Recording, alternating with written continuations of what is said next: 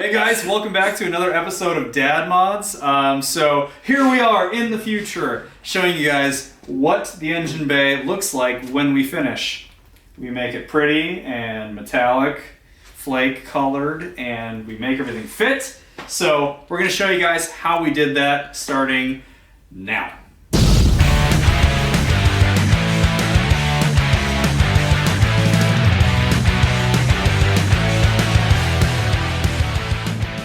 Yeah, kind of. I don't want to turn the heater off either. No, we're not turning the heater off. All right, sorry guys. So you'll hear the buzzing in the background. I just like I didn't know where the tire was, so I just kind of kept backing At least you up. didn't poke yourself with the power steering line sticking out. That's true. Well, that's why we have tape on it. Yeah, because that'll protect you. Oh, god damn. It's freezing outside. Negative 20 today. Yeah. Yay. So hey, welcome back to the Dad Mods Shoebox Ford build series extraordinaire. As you guys can tell, the drivetrain is in. Firewall is painted along with the tunnel. That's all that back there. Yeah, so now we're at the point of fitting some body parts onto this thing. Yeah, and I know what you're thinking, arms and legs. No, we have fenders to go on. Yeah, and not mannequin parts or toes. human parts. Yep. Yeah, we're winging it, so we'll see what ends up fitting, and then we're taking you guys and showing you all the details of how we stumbled to get this all figured out. Because as far as we know, definitely, there isn't a whole lot of information on the fitting of the body parts. No. So if somebody really wants to know going into this what else they have to do as far as fab work, you know, you'll learn in this video. Mm-hmm. So thanks for joining us. Let's start disassembling that other inner fender structure and then start bolting together the grill parts and stuff. Oh yeah, let's get to it. All right.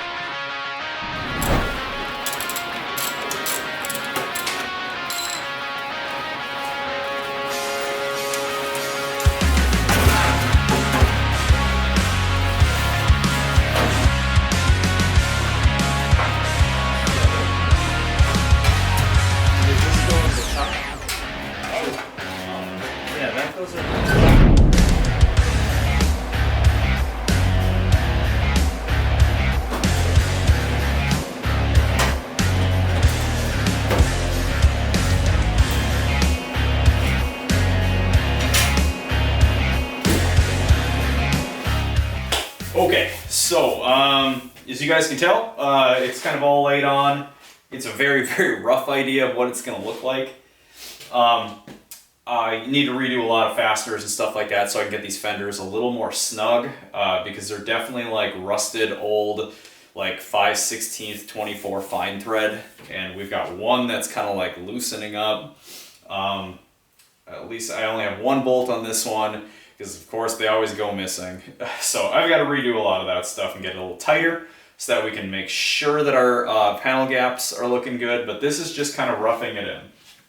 So as you can see, it just kind of all falls into place once you start getting the outer fenders on. Again, I'm going to probably do my own custom inner fenders, so I'm not worrying about that right now, but the front frame is going to have to get cut off, the end of the clip. So normally these S10s have huge horns on the front end of them. Those have to get cut off anyways. And when I say it's a horn, I don't mean like a beep beep horn. I mean like they have this big bracket that comes up on the front of it. It looks like these big derpy teeth. Got to cut those off anyways just to do any of this stuff. So those are obviously gone. But I think the front section of the frame actually needs to get cut a few inches anyway. So that's the next step. I'm going to do that, take the centerpiece back off, and then I'm going to cut a few inches off of the front of the frame because the front lip, the front like apron piece has a step to it, and it looks like the step is hitting on the front of the frame.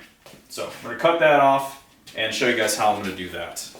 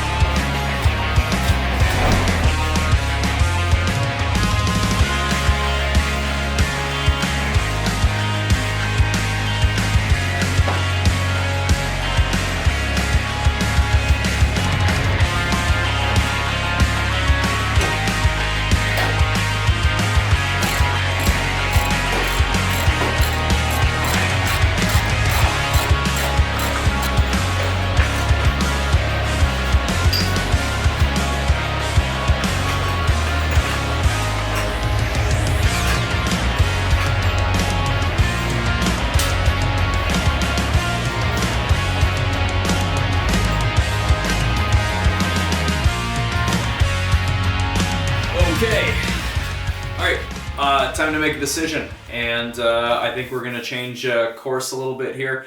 I am actually going to reuse the factory inner fenders. I think that that's going to work nice to just help locate the front end initially. You know, the first time we get this thing all bolted down and fasteners where they're going to go and stuff is really going to be its resting point for the most part going forward. So it's a good idea to kind of get it set in the right place from the start, kind of get it right the first time. And these guys, there are so many points for the fasteners.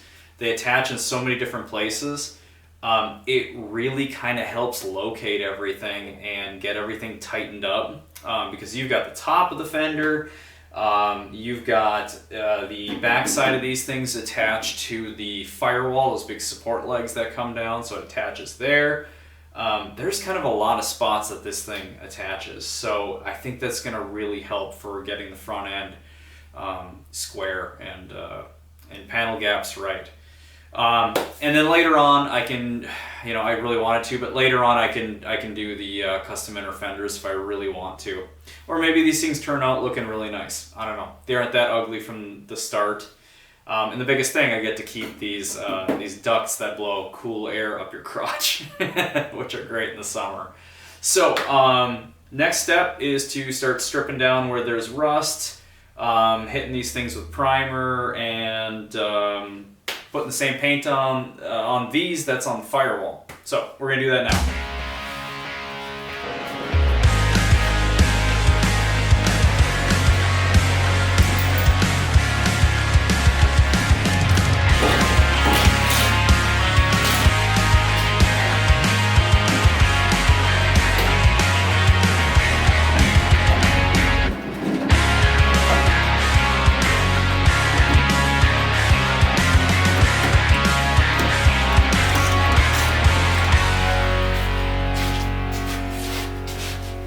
Going into this, we know that there's going to be some trimming involved.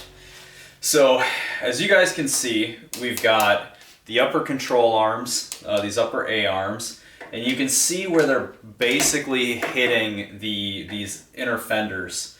So what we're going to do is we're going to radius this out. We're going to cut out enough room so that the control arms can fully articulate up and down, because there's a good chance this thing will be on air suspension at some point.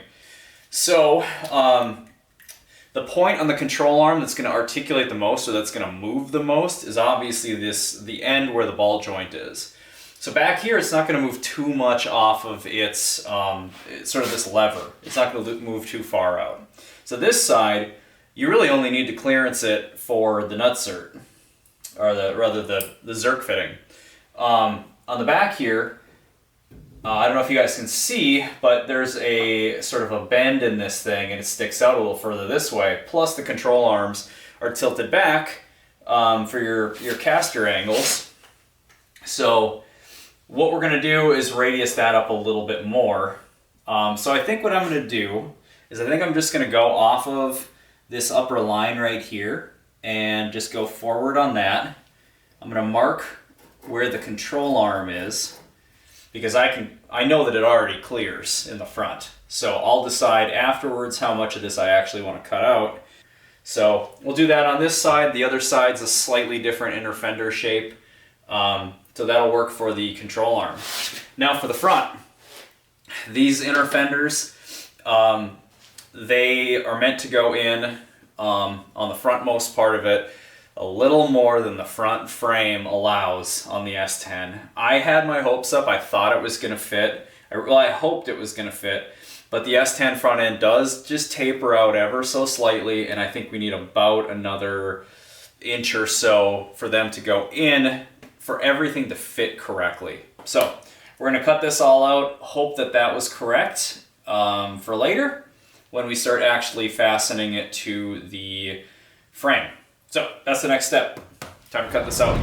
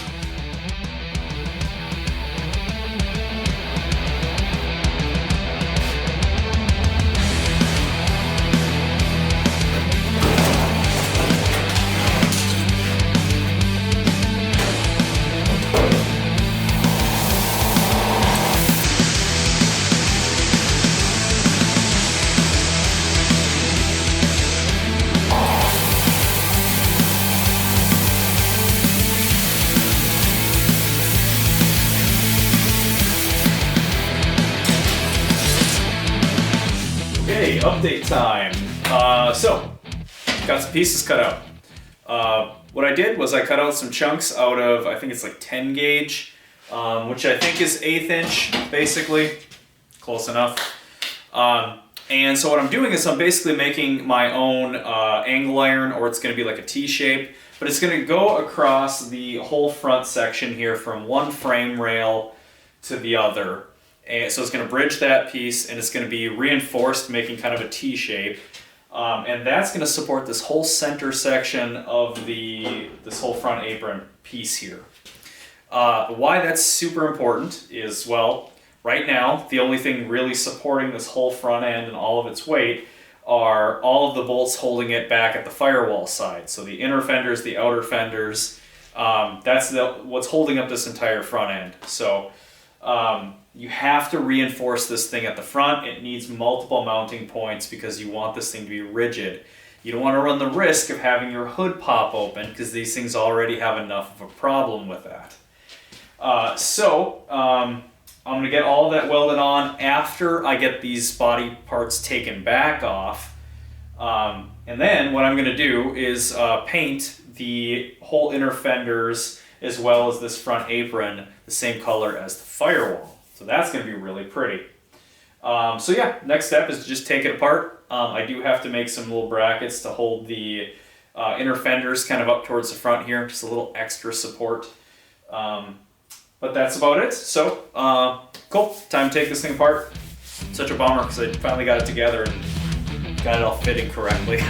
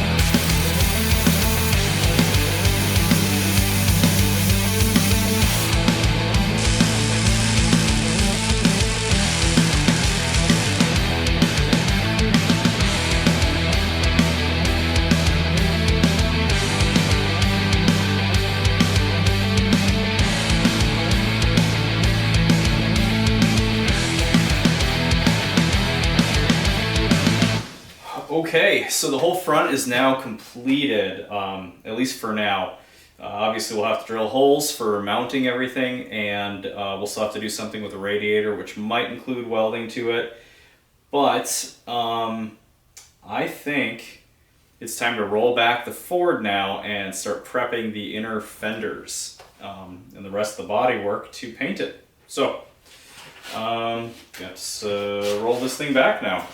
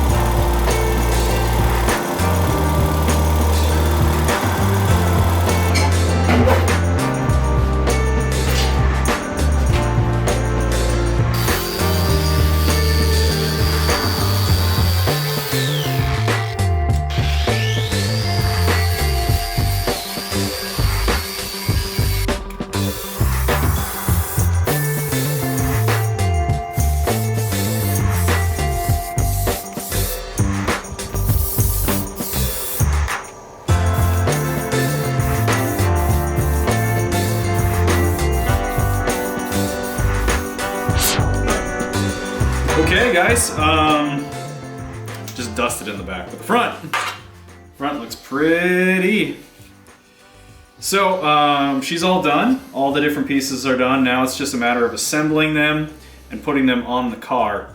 What I finished up last, besides painting this guy, is we now have a support in the front of it for the apron. And what's so important about getting this this support correct is that not only does it hold the apron in place, but that whole, like the bullet in the center of the grill has an upright that runs up to this piece, and this piece is what latches the hood. And these things have a lot of problems with the hoods flying open on them, so it's incredibly important to make sure that this thing's supported really well and it's really rigid. And yeah, so the next step is to just start assembling everything. I think we're going to start with the fresh air ducts, the crotch coolers. We're going to start by putting those on because it's a little bit more difficult to do that later. And then we'll start putting on the inner fenders. So let's do this.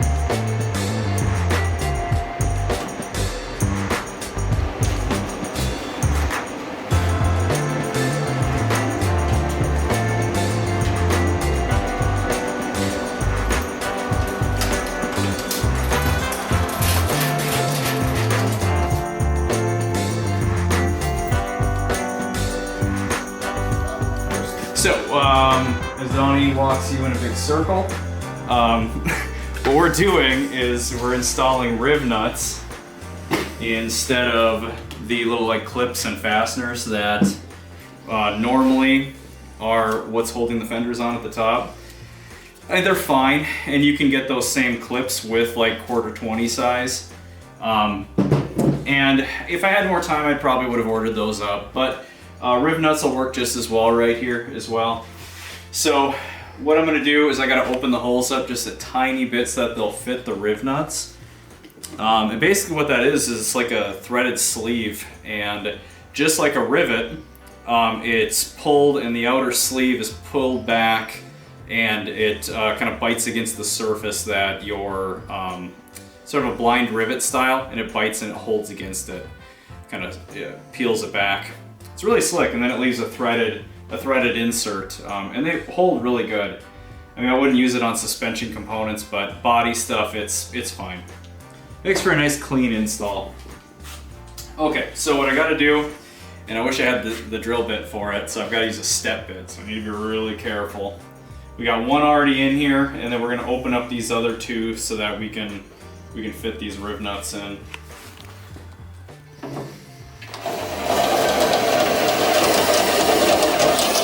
So I'm gonna go super slow.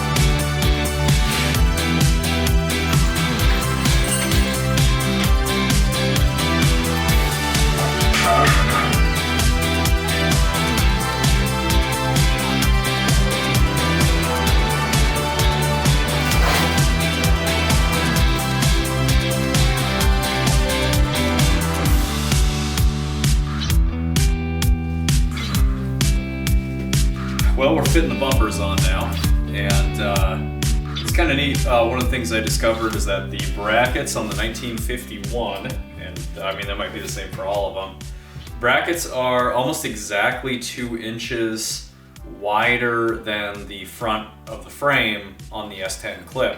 So that makes makes mounting it not too terribly difficult. The thought crossed my mind that I could just get like some 1/2 inch like grade 8 bolts, drill a hole in the frame, and then like take the lathe and turn myself like a spacer for each side. But I don't know, something about that just makes me a little bit uncomfortable. It's probably fine if I turned it about the width of the bracket, but I just thought like it might be a pain in the ass to try and get the hole centered in the right spot when you're trying to like mark it from, you know, a 2-inch space off of the frame. Like how are you gonna get that hole kind of exactly where you want it? So what I'm actually gonna do is I've got some 2-inch square tubing, and I'm gonna cut this off to size, and this is actually gonna get bolted onto the brackets for the main bumper. And then I'm just gonna kind of trim it as needed. So I'll probably end up cutting off like basically like the inside lip or the inside, so it'll turn into C-channel, and just shaving it from there until it fits appropriately on the frame. And that way I can get the bumper exactly where I want it, and then I'll just weld these tubes onto the sides of the frame. So in my mind, it seems like a little bit less drama that way. So we're gonna try that out first. And then I'll make sure that this thing's kind of centered in here as well. That's like the obvious main thing you want to do is, you know, you want to center the bumper on the front end of the car, and this will tell you how straight your front end is as well. And I do actually have my bumper was clearly hit at some point because it's got a little bit of a kink, so it's probably pushed in a little bit on one side. So if the driver's side's a little tight, I'll know why. But anyway, yeah, let's try this out. I'm gonna cut this to length and then drill some holes so that it can get bolted on. So I'll be popping this bumper back off, and then going through the whole process of lining it all up again. We'll see how that goes.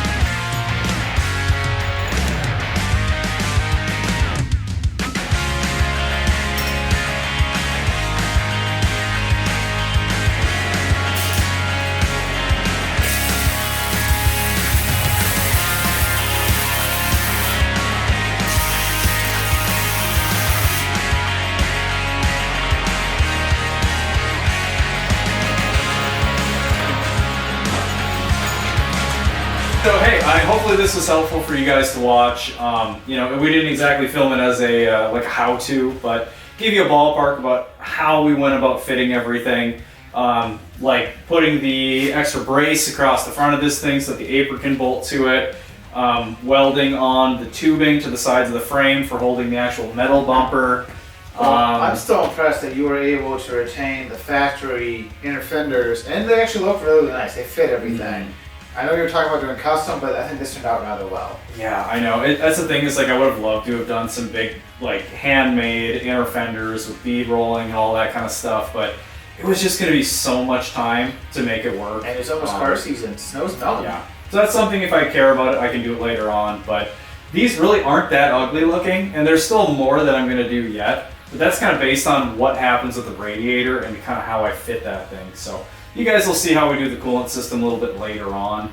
But the next episode, I think we're going to start on electrical. I love electrical. It's gonna be fun. I'm stoked about that. Yeah, I love doing it. We're going to be doing a 100% universal like wiring harness. It's a Speedway version. I think it's like an 18 circuit or something like that. So we're going to be installing that in here, rewiring every single circuit in the car and doing it all fresh. Oh yeah. So thanks a lot for joining us, guys. We'll see you on the next episode.